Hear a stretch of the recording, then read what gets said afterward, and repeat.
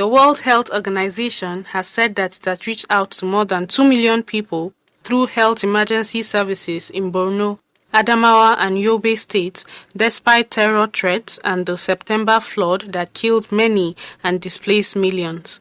The World Health Organization stated this during its agenda for the 14th Joint Operational Review held in Maiduguri.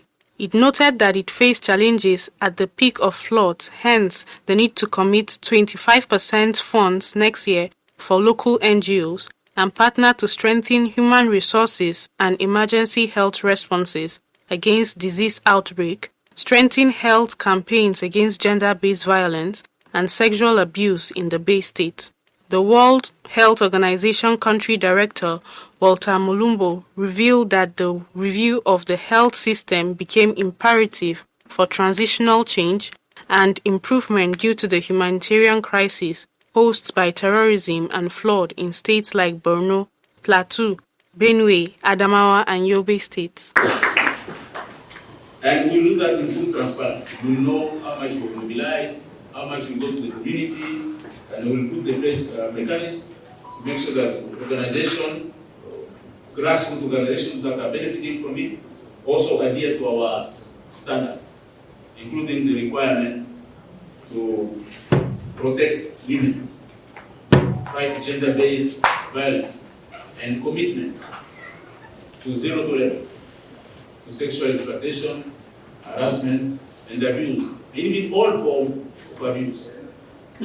And we'll be signing with them a kind of compact and a code of conduct before they will receive their funding. So it's a funding that is coming, but with some level of commitment, and I'm sure I'll count on the government officials and representatives to enforce that. Our state preparedness plans, as initiated by the Republic in preparation for any outbreak, any emergency health sector.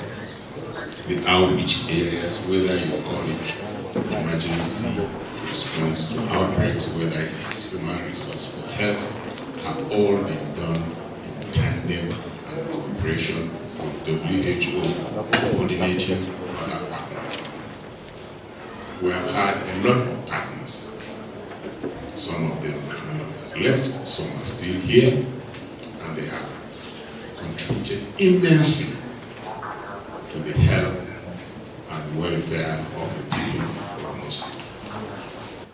In Adamawa State, not only in terms of the emergency response, but even in terms of some of the emerging diseases that are coming up due to the zero dose communities not taking to the vaccinations, whereby we are confronted with some challenges or some emerging diseases.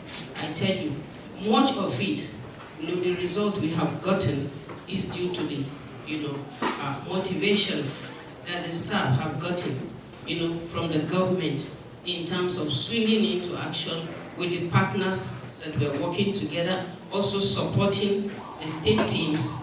In so doing, we've been able to actually bring it to the barest minimum. Nayananda, Gamma TV.